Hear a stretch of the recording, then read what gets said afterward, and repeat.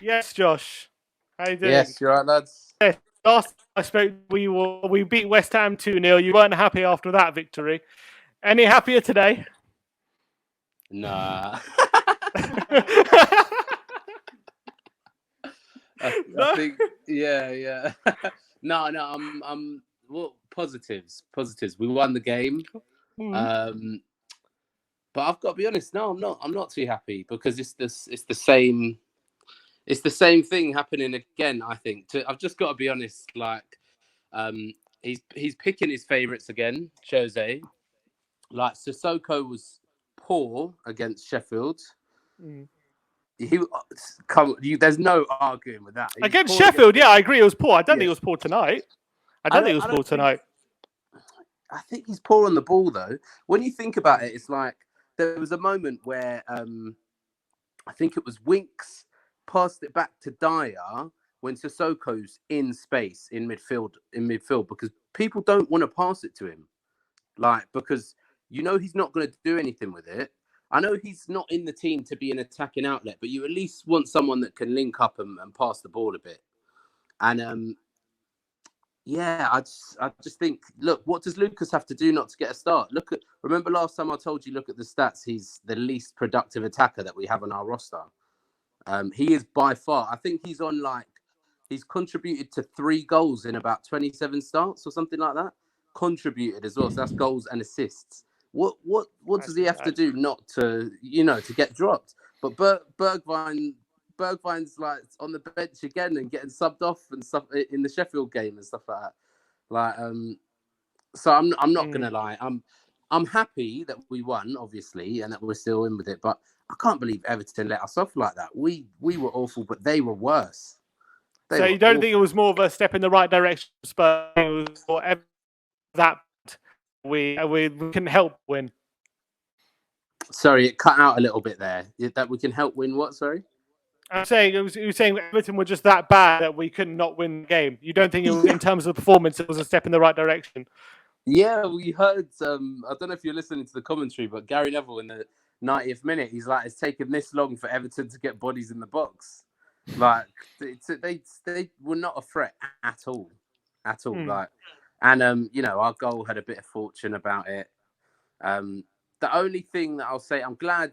Obviously, he saw that he needed some sort of passer in midfield, so he brought in Winks, which is fair enough. But you've got to look at because I'm starting to look at it long term now, yeah. Because this season, I'm not even thinking about it anymore for obvious reasons, yeah. So long term, you got Tanguy, who's obviously been relegated to the bench. By the way, no minutes again today, yeah. No minutes again today, yeah.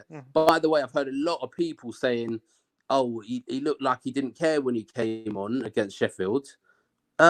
He's the only one that did a penetrating pass. I know Harry Kane was offside when he scored that, but that just shows you what you miss in the team. He's on the field for 15 minutes. He's the one that finds Kane. No one else was doing that, were they? Do you know what I mean? No. Like, so everyone's saying he looks poor.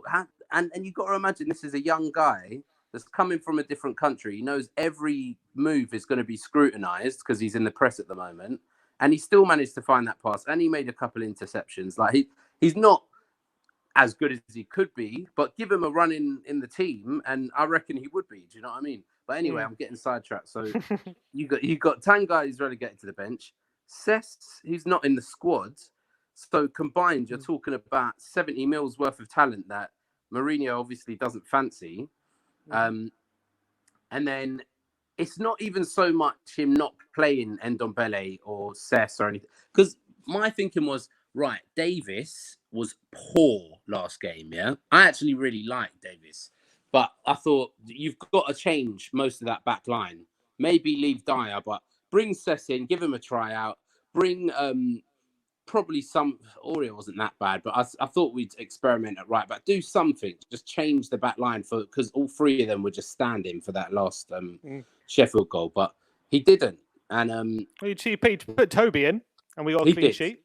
Yeah, he did. That was good. I think that's the centre back pairing I'd want. But but against faster opponents, even though Richarlison and Calvert-Lewin have got pace, I think against better opponents that have speed, you can't really be having that as your centre-back pairing, to be honest. But yeah, I'm just not happy with the fact that he's picking his favourites. Like he's decided Lucas is one of his favourites. He's going to stick with him, and he's decided Sissoko is one of his favourites, and he's going to stick with him. Do you know what I mean? I think Sissoko, I disagree with you. I think we actually need Sissoko because we don't have anyone in midfield who can cover the ground Sissoko can cover. We need someone who's... Skip can do it. No, he's not like... He does not have the energy Sissoko has. He doesn't. No one does. No one in the squad does. I watch a lot of youth football, so I've been watching Skip for years, yeah? Okay, little scout here. Yeah, but okay, one sec. The energy, the physicality, no. Like Sissoko's probably the best athlete in the squad, fair enough. But you'll have someone that's got the football intelligence. Because even if it doesn't matter how athletic you are, if you're not chasing back for opposition attacks, which in the first half there was one instance where Sissoko didn't. Sheffield, there was countless times where he didn't. And that's the only thing you're meant to be good at. So I think he deserved to be dropped. That's what I think. I know I'm acting like a manager, and I don't know anywhere near as much as Jose did. Like I couldn't lace his boots, but I think it's plain to see a lot of people thought that certain people needed to be dropped, and he's obviously not going to drop them, and that's going to hurt us playing football because this is a big point I wanted to make. Yeah, remember when Liverpool were terrible defensively? Yeah, when Klopp not came so long in. ago. Yeah, when Klopp came in. Yeah, but this is before they bought Van Dijk, Fabinho, and Alisson. Yeah, that's what changed them. But they had amazing people going forward. They had Mane, Salah had just come, all that. Still had Coutinho, whatever. What he did to make them scrape fourth was focus on making them outscore the opponents because they didn't have anything. They didn't have a defensive midfielder. They didn't have a centre-back pairing, whatever. And it works. They scraped fourth. They just blew teams out of the water. We've got, if you play Bergwijn, Son, Kane, Lo Celso, Ndombele, and either Skip or Winks. Like, I know we haven't got a DM, but just puts one of those two there. At least they can play football. We will outscore a lot of teams. Like, we'll definitely batter the teams that are meant to be below us. We'll come up short against most of the top six, but we would have got enough wins to do something this season. At least get Europa League. Now we're at the point where we're playing ultra defensive, and the only reason that we're beating a team like Everton is because we're getting a deflected goal. Like, I'm sorry, but I'm not excited about the future. I know I'm being negative. I'm sorry, but like. What did you think of the halftime argument between Lloris and Son? Yeah, the heated exchange they had. Yeah, well, Lloris I think he's well within his rights because Son didn't track back. I don't like, I'm not just having a go at Sissoko. There was a lot of players that haven't been tracking back recently, and Son should have stuck to his task. You can't just let the ball go by you like that. So, but Sky are blowing it up, and they love Tottenham being in disarray and stuff. So yeah. Do you think we've needed more of that in the past? Like other players, like taking other players by the scruff of the neck, saying that's not good enough. We need more from you because we haven't had any of that really. That's not really in our nature, and it's definitely not in someone like Lloris's nature to do something like that. Yeah. It's true.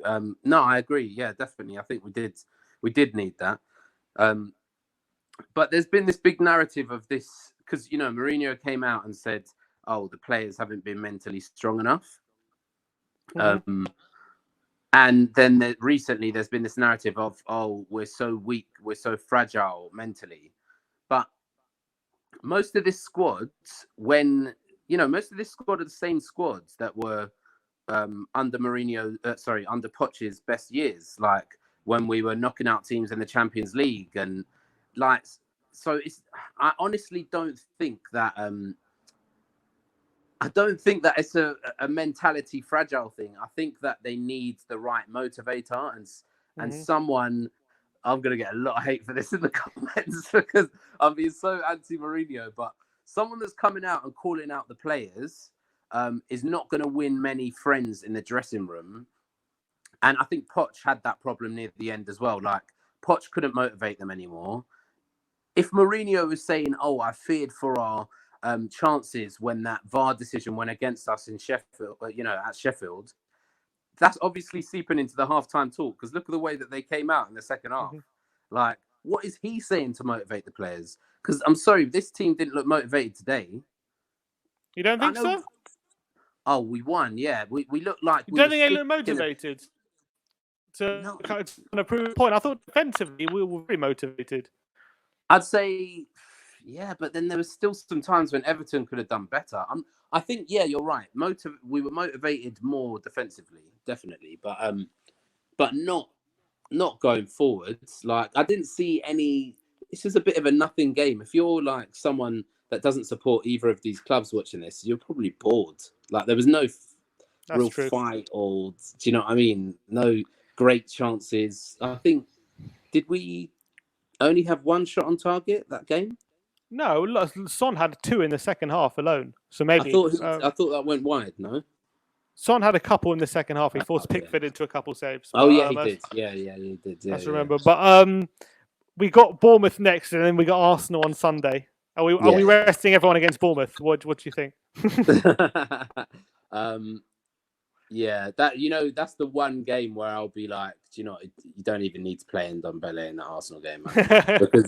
because he doesn't know what this is about yet, and that's the one thing that I'm hoping for. Like, because then, I mean, you've got to start thinking, if we hadn't won today, like say we hadn't put that deflected goal in, and we get a draw against Bournemouth, then we lose against Arsenal, do you reckon there's a chance Levy might be calling for Mourinho's head by the end of the season? I don't think there's any chance of that just yet. But you never know. He's pulled the trigger a bit early once or twice, Levy. Yes, hasn't he? But yeah, I'd say everything on that Arsenal game now. We have to win that. Definitely right. Lovely having you on, Josh. Always a pleasure, man. Hopefully be happier next time we win. Yeah, I'm hoping so. Good to have you on, man. Nice one. All right, cool. Nice one, bro. Bye.